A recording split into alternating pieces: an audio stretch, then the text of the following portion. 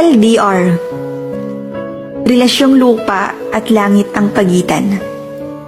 Dahil sa distansya ang dahilan. Relasyong iniiwasan ng karamihan dahil ito'y para sa matatag lang. Para sa iba, wala itong patutunguhan dahil puro pangako lang kung minsan. Ito ang relasyong puno ng sakripisyo, pagtitiis at pagtitiwala. Relasyong puno ng paghihintay, puyatan at minsan pagluha. Yung tipong minsan mapapagod ka na pero di mo magawang sumuko dahil mas matibay ang pagmamahal mo sa kanya. Yung tipong iiyak ka na lang dahil miss mo na siya. Bawat araw sa paggising mo, siya agad ang naiisip mo. Yung di mo man siya makasama, isang tawag niya lang, sobrang masaya ka na. LDR. Para lang yan sa dalawang taong pinatibay ng pagmamahal na kayang panindigan ang sitwasyong pinasukan. LDR. Para lang sa dalawang taong marunong makontento. LDR. Para lang sa taong malayo man ang mahal, hindi siya maghahanap ng iba. Sa mga taong nagsasabing ang LDR ay di magtatagal at sandali lang, subukan niyong pasukin ito nang maintindihan niyo ang saloobin ko.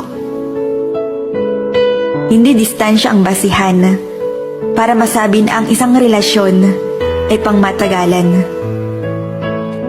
Hindi sa lahat ng pagkakataon, pag malapit, masasabi natin na ang relasyon nila ay walang hangganan.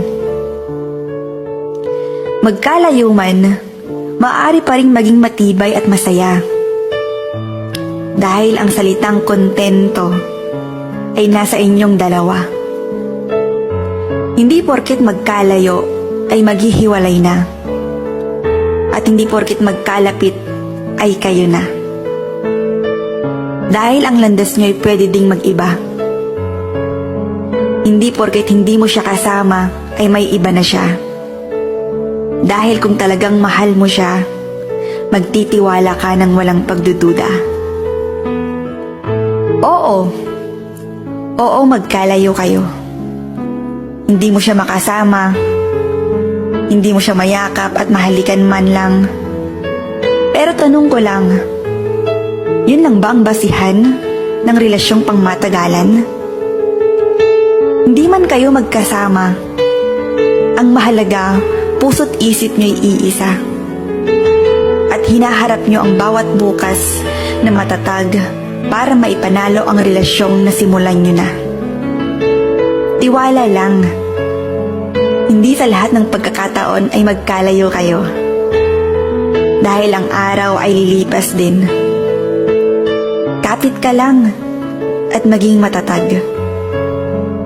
Dahil malay mo sa paggising mo, mukha niya sa'yo'y bubungad at nagsasabing, mahal, salamat. Salamat dahil hindi ka sumuko. Mahal, salamat dahil hindi ka bumitaw. Salamat dahil ang taong naghatid sa akin nung ako'y umalis ay naghintay pa rin hanggang sa aking pagbabalik.